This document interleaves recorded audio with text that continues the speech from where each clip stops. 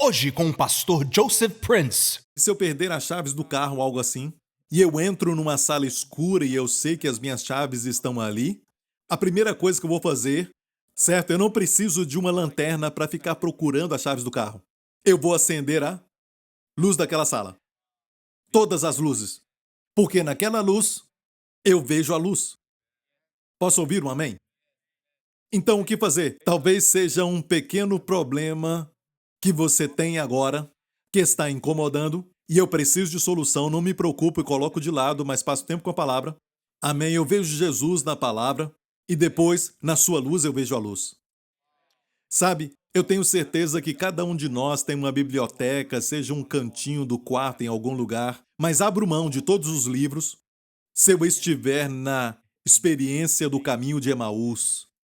Quando os dois, eu creio que eram um casal, no dia da ressurreição de Jesus, voltaram para a sua cidade, de Emaús. Deixaram Jerusalém, caminharam 7 milhas para Emaús. Enquanto caminhavam, estavam tristes. E o Senhor se aproximou. Lembra disso? E a Bíblia diz que Jesus perguntou por que vocês estão tristes. Responderam: não ouviram falar do grande profeta? Olha, o chamaram de profeta. Ele mesmo disse, mais tarde, o Cristo não deveria, falando de si mesmo. Amém? A revelação deles estava, vamos dizer, com a luz apagando. Enquanto saíram de Jerusalém indo para casa, o Senhor perguntou: mas por que vocês estão tão tristes, decepcionados? Por que estão assim? E essa é uma pergunta para todos nós. Quando deveríamos nos alegrar no dia da ressurreição, amém? Às vezes ficamos tristes. Então eles falaram: você não ouviu, nós pensávamos que era ele que remiria Israel, fazendo de Jesus um meio para os seus fins, não o centro das suas vidas. Israel era o centro, pensávamos que ele remiria Israel, e o Senhor começou a dizer isso, honestos e tardios de coração para crer. Toda vez que temos um problema na nossa vida, estamos tristes, decepcionados e frustrados, amém, estamos cabisbaixos, olhando para baixo, deixando a casa de Deus, Jerusalém, estamos voltando para a nossa casa de cabeça baixa, é porque perdemos de vista o homem no céu. Amém, aquele maravilhoso homem no céu, perdemos ele de vista. Sabe, e temos outras prioridades no lugar dele. Sim, Jesus está lá, mas ele é um meio para atingir o fim. Eu quero a minha saúde. Eu quero usá-lo para que meu filho volte. Eu quero que Jesus me abençoe e me dá mais negócios. Eu quero que ele venha e faça como ele fez naquela pesca, fazendo os pescadores pegarem tantos peixes. Eu preciso dele. Não, amigo, ele tem que ser o centro. Você tem que pensar nele, a ponto de tudo isso que ele faz, que é maravilhoso, seja menos do que ele é maravilhoso. E a Bíblia diz que Jesus falou, nécios e tardios de coração para crer, ou seja, ou eles não conheciam a palavra, ou se conheciam, demoraram para crer. E a solução foi Jesus falar. Começando por Moisés, a Bíblia diz que Jesus começou a falar as coisas concernentes a si mesmo. Começando com Moisés, os primeiros 5 livros da Bíblia, ele começou a falar de coisas concernentes a si mesmo. E olha isso, no final da caminhada, a Bíblia nos diz, quando ele partiu o pão, seus olhos se abriram, então ele desapareceu. Certo? Ou melhor dizendo, ele deixou de ser visto por eles. Porque ele já estava na velocidade da luz, ele podia desaparecer e aparecer, e apareceu em Jerusalém. E a Bíblia diz que falaram um para o outro. Os nossos corações não queimaram quando ele falava as Escrituras para nós? A razão principal das Escrituras é nos mostrar a Jesus. É falar sobre ele. Posso ouvir um amém? Seja falar de casamento ou algo assim, como o marido amar as vossas mulheres, como Cristo amou a igreja. Tem que colocar Jesus no meio, e de repente tudo, sabe, vai funcionar.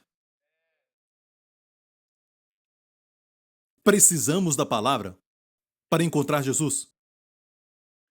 E assim chegaremos lá, e cumpriremos nossa missão. Aleluia! Hoje eu quero falar algo que eu acho que nessa luz você vai ver luz. Vamos a Êxodo 25, verso 31. E me farão um santuário, Deus disse, e habitarei no meio deles, Makdash no hebraico, conforme a tudo o que eu te mostrar para modelo no tabernáculo. E para modelo todos os seus pertences, assim mesmo fareis. Tabernáculo no hebraico é Mishkan. Agora, olha, escute bem isso. A Bíblia diz que Deus mostrou um modelo para Moisés quando ele subiu ao monte, ou seja, Deus revelou como que abrindo as cortinas do céu para que ele visse o modelo do céu. O tabernáculo na terra é só um modelo daquilo que existe no céu. É por isso que João, no livro do Apocalipse, ele foi levado até o céu, ele viu todos os móveis do tabernáculo. Não é? Os 7 castiçais de ouro, lembra? Amém? Ele viu o propiciatório. Foi tudo de acordo com o modelo do tabernáculo. E quando olhamos as Escrituras, vemos que o Espírito Santo deu somente 2 capítulos para a criação. E os homens estudam a criação e eles querem estudar a origem de tudo, a origem daquela espécie, gastam muito tempo com isso. Isso é bom, que façam isso. Mas a Bíblia só dedica 2 capítulos para a criação. E numa versão, quando fala sobre as estrelas, tem só 5 palavras, ele também fez as estrelas. Só isso.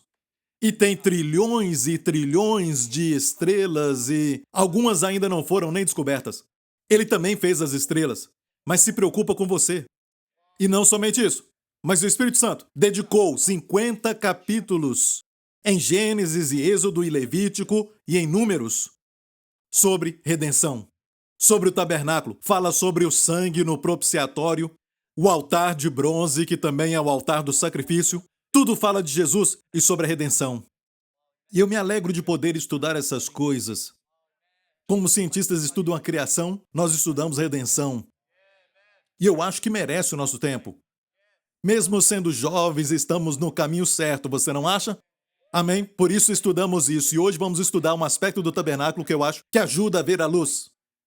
Sabe qual é? A menorá, o castiçal. Então vamos lá, Êxodo 25, 31. Também farás um candelabro de ouro puro. Diga ouro puro. Era um ouro sem ligação, era um ouro sem mistura. Ouro puro, porque fala do Senhor Jesus Cristo. O castiçal fala do Senhor Jesus Cristo. Olha, em muitos ensinamentos sobre o tabernáculo, eles falam que isso representa Jesus como a luz do mundo. Eu não concordo só porque, se fosse assim, a menorá tinha que estar do lado de fora do tabernáculo. Se fosse a luz do mundo, para todo mundo ver. Não, mas é Jesus como a luz do santuário. Porque estava lá dentro. É luz para o seu povo. Está ouvindo, igreja? Isso testifica com você? Sabe, quando Jesus estava no mundo, ele disse: eu sou a luz do mundo. Enquanto estou no mundo, sou a luz do mundo. Mais tarde, ele disse: vós sois a luz do mundo. Quando ele foi embora, sabe quem é a luz do mundo hoje? Na Ásia e na América, na Europa, na China. Você é o crente, você é a luz do mundo. Amém? Jesus disse: você é a luz do mundo, a cidade sobre o monte não pode ser escondida. Amém? Então aqui, Jesus é a luz do santuário. Vamos ver uma figura da menorá? Olha, não estamos dizendo que é exatamente assim, mas isso aqui foi desenhado por alguém da nossa equipe, um artista que tem uma imaginação muito grande. Eu descrevi da melhor maneira, mas a Bíblia diz que a menorá tem 6 hastes, 3 de cada lado. Amém? 3 hastes de um lado e 3 do outro. E ele foi feito de ouro puro. Feito de ouro puro. Esse é o nosso Senhor Jesus Cristo. Não tem mistura, também não tem nada absolutamente nele que não é puro ou feio ou imoral ou sujo. Tudo nele é puro, tudo é limpo, amável. Olha a beleza deste castiçal de ouro.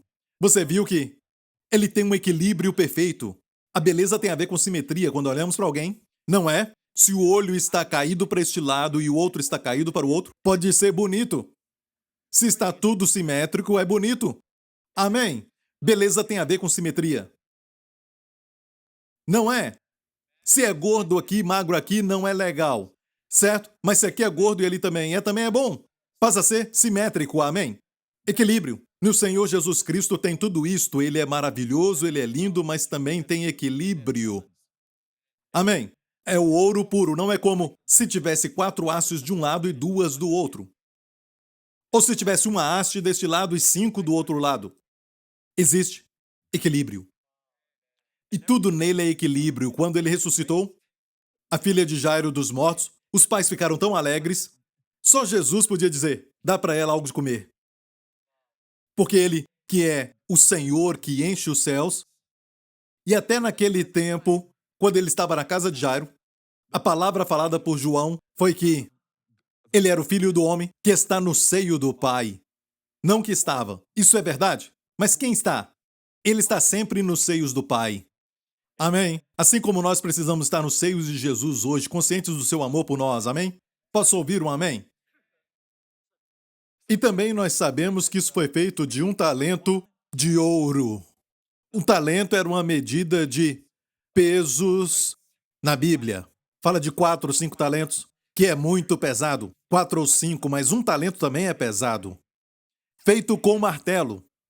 Amém? Deixe-me explicar um pouco isso. Voltemos aos versos. Também farás um candelabro de ouro puro, de ouro batido. Agora vamos ver o versículo 39. Fala sobre o talento. De um talento de ouro puro os farás.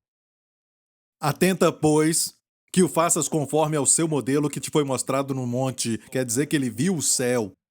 E Deus disse, duplica isso na terra. Está ouvindo, igreja? Então, porque o Espírito Santo acha o assunto do tabernáculo tão importante que ele dedicou 50 capítulos, então devemos estudar isso.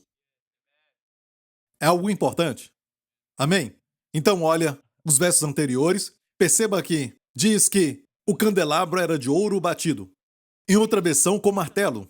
Um talento de ouro não é como a sua mesa, que é mais ou menos no formato de quadrado e você tem que colocar outro pedaço de madeira para as pernas.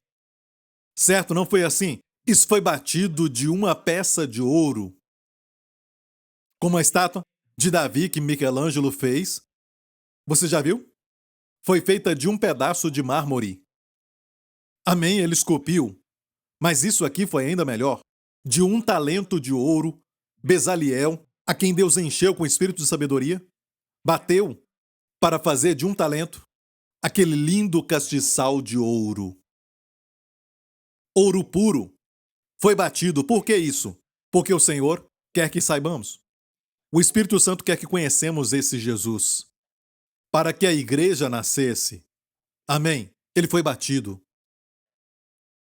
Amém. Foi necessário para ele ser batido. Sabe como? Ele foi açoitado, mas tem uma versão que diz que ele foi batido. Tem versões que falam isso. É muito interessante. Quando fala do véu, a cortina diz obra de mãos habilidosas.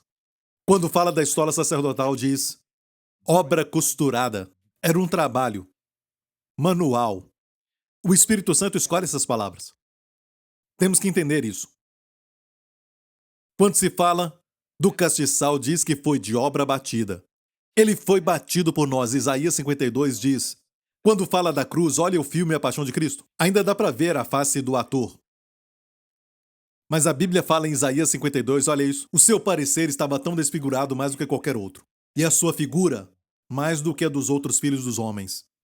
Quando açoitaram Jesus, o açoitaram muito, ao ponto do seu parecer ficar mais desfigurado do que qualquer outro. E a sua figura nem parecia de um homem mais. E o penduraram assim na cruz, e é por isso que o próximo capítulo, Isaías 53 diz, não havia nele beleza alguma para que o desejássemos. Esse verso deve ser lido no contexto do seu sofrimento. Ele era muito lindo. Imagina um homem sem pecado, nenhuma imperfeição, nenhum defeito físico. Você sabia que ele é lindo? Amém? Ele só ficou feio porque ele queria dar para cada um de nós óleo de alegria por cinzas. Ele foi batido. E desse sofrimento nasceu a linda igreja. E eu falo a igreja junto com a menorá porque João, quando foi levado até o céu, olha só o que ele viu. Em Apocalipse 1. João, as 7 igrejas. Olha bem isso. Isso. Verso 12. Virei-me para ver quem falava comigo, e virando-me vi 7 castiçais de ouro. E no meio, diga no meio, Deus coloca o seu filho no centro. Posso te falar algo? Se quer ter sucesso na vida, se você quer o favor e as bênçãos de Deus sobre tudo o que você faz, se quer a sua vida familiar abençoada, se você quer que tudo o que você faz prospere, deixe-me falar isso, você tem que estar alinhado com os céus. E os recursos do céu vão estar do seu lado. E a prioridade do céu é essa. No centro, no meio, está Jesus. Está me ouvindo? João virou para ver quem falava e no meio dos 7 castiçais de ouro, que sabemos que são 7 igrejas que estavam presentes na terra naquela época, e bem no meio de tudo ele viu Jesus. Ele estava no meio dos castiçais. Agora, voltando a Êxodo 25 de novo, você está aprendendo? Quero te mostrar algo muito poderoso. Se olharmos agora ao verso 38, fala sobre algo, isso, verso 37. Também lhe fará 7 lâmpadas, as quais se acenderão para iluminar defronte dele. Vamos ver um vídeo, mas antes deixe-me falar isso. 7 lâmpadas são 7 hastes. 3 de um lado, 3 do outro e a haste do meio. A haste do meio especificamente é o Senhor Jesus Cristo. As hastes são você e eu, porque quando Adão dormiu, uma figura de Cristo, quando Cristo morreu, do seu lado saiu a noiva. Nasceu a igreja. Eu e você. Amém? E do lado do castiçal saiu umas 3 hastes de um lado e do outro, e Jesus, quando ele morreu, fez nascer a igreja. Isso fala de casamento. O casamento é uma figura de Jesus e a igreja. Mas temos perdido isto de vista. O mundo não sabe mais o propósito e o casamento tem se tornado algo até desprezado em termos de relacionamentos agora. Não entendem o propósito, não sabem da missão do casamento. Quando não sabe o uso, se torna em abuso. Não é? Você está vendo na casa de Deus a luz? Olha bem como Deus preparou, porque aquelas lâmpadas todas tinham um certo tipo de luz, todas tinham luz. Tinham a sua própria luz, mas a haste do meio é uma figura do Senhor Jesus Cristo. Todas as hastes, as 3 daqui apontavam para o centro, as 3 de lá apontavam para o centro, as quais se acenderão para iluminar defronte dele. Essa palavra defronte quer dizer na face dele. E fala dos expevitadores, mas antes disso, assista esse vídeo agora. Viu a haste do meio? Olha como as 3 de cada lado estão apontando para o centro. Você viu isso?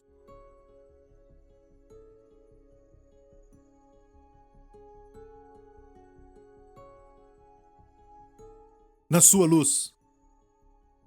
Vemos a luz. Então, as 3 do lado apontavam para o centro, as outras do lado também apontavam para o centro, ou seja o que fizermos, casamento, negócios, paternidade. Lembre-se disso. Jesus tem que estar no centro. Estamos fazendo para ele. A Bíblia diz que os empregados devem fazer não para os olhos dos homens, mas para o Senhor. Amém? Sabendo que dele vem do Senhor, então, a recompensa. Então, quando você faz algo, não faz para o seu chefe, para ele ver, mas para o Senhor. Sabendo, você deve saber que do Senhor vem a recompensa. Sabe, muitos de nós, a nossa vida não é de adoração, porque adorar não é somente cantar. A nossa vida toda pode ser de adoração se Jesus estiver no centro. Amamos a esposa porque ele nos amou primeiro. Amamos a esposa como Cristo me ama. E o amor de Cristo o faz paciente comigo. Ele me perdoa. Eu devo agir assim, então, com a minha esposa. Amém? E esposa, submetei aos vossos maridos, mas meu marido não é fácil para se submeter. Olhe para o Senhor. Diga, eu vou ser submissa ao Senhor. E me submeter ao meu marido, ou seja, se submeta a ele como se fosse para o Senhor Jesus. Chefes, empresários, tratem os seus empregados corretamente, sabendo que há um Senhor no céu. Você tem um chefe maior. Amém? Então devemos colocar Jesus assim, sempre no centro. Tudo vai funcionar. E essa luz funcionava assim. Todas essas hastes de cada lado apontavam para o centro, então elas refletiam e eram refletidas para todo o santuário. Amém. Isso é algo que temos que aprender. Não tem nada a ver conosco. É tudo sobre ele. E a vida foi dada por causa dele. Tudo foi feito por ele e para ele. Amém? E todo ministério de sucesso tem que receber isso do Senhor. Olha bem, a Bíblia diz que nós devemos ser firmes e constantes, sabendo que no Senhor o nosso trabalho não é em vão. E devemos sempre abundar na obra, no serviço do Senhor, sabendo que o nosso trabalho não é em vão. Perceba, sempre abundando na obra do Senhor. Não no trabalho para o Senhor. Há uma diferença. Quando você trabalha na obra do Senhor, quer dizer que Ele fala o que você deve fazer. Mas só fazer coisas para Ele não quer dizer que você faz a obra do Senhor. Tem que vir dEle e fazemos para Ele e por Ele. Por Ele só vem depois que você sabe o que Ele quer que faça. Pastor, mas o que Ele quer que eu faça? Muitas vezes você já nasceu com esse chamado? Ou, por exemplo, se gosta de cantar e tem voz para isso? Muito importante. Provavelmente você foi chamado para servir nessa área. Se gosta de ensinar, como o meu filho, ele gosta de brincar, mas também de ensinar. Se ele vai ser um professor, eu não sei. Mas ele ama ensinar, está sempre ensinando. Quando jogamos, ele me fala das regras do jogo e continua falando o tempo todo. Ele fala o tempo todo. Às vezes nem jogamos porque ele fica falando só das regras e até mesmo num jogo simples ele vai criar as suas regras e as suas ideias. Ele fica me ensinando e isso me mostra algo. Mas eu não sei ainda aquilo que Deus tem para ele. Mas às vezes você nasce com isso. Está ouvindo, igreja? Você é quieto e gosta de escrever? Aí está o seu chamado. Faça aquilo que você gosta de fazer. E olha, o dinheiro virá depois. Não faça nada pelo dinheiro. De fato, quando Deus te dá uma revelação e te mostra algo, olha o que Jesus disse. Na parábola do semeador, quando ele fala dos 4 tipos de solo. Sabe o que ele falou no final? Às vezes conhecemos a parábola, mas perdemos aquilo que ele queria falar no final. Então preste atenção no final. Em Marcos 4. Essas produzem frutos a 30, 60 e a 100 por um, sabemos disso. Mas olha o que vem depois. E disse-lhes, vem porventura a candeia para se meter debaixo do alqueire ou debaixo da cama? Não vem antes para se colocar no velador? O que ele está dizendo aqui? Em outra versão, em vez de alqueire, fala de vasilha. Debaixo de uma vasilha. Debaixo de uma vasilha foi essa expressão. Era um termo para comércio. Era um tipo de comercialização. Cama é figura de quê? Descanso. Preguiça. Prazer. Certo? Deus te dá uma revelação e você então esconde comercializando aquilo. Olha, debaixo é o quê? Escondido. A luz não pode ser escondida. E debaixo da cama, mais uma vez escondida. Debaixo da cama é o quê? Você é preguiçoso. A luz não beneficia ninguém. Você tem a revelação e você diz, olha, dou glória a Deus, recebi uma grande revelação, mas não faz nada para ninguém. Jesus disse, olha, não esconda isso. Não comercialize e apague essa luz que há em você. Sempre quando você tenta fazer disso comércio quer dizer que a sua luz não brilha, porque tentou comercializar aquilo. Amém? Ou debaixo da cama você é preguiçoso, ou você faz só por prazer. Ah, se não tiver graça, não vou fazer nada. Não é? Ah, eu vivo somente assistindo televisão, ou então algo que me dá prazer. Não, tem um mundo a ser salvo. Amém? Amém? E precisamos glorificar a Jesus. Aleluia! E tem uma missão para a qual Deus te criou. Não viva a vida assistindo as pessoas viverem a vida, sentado no sofá. Não viva a vida olhando para aqueles que estão na TV, uma celebridade, você acaba se apaixonando pelo marido de alguém. Ame seu marido. Amém?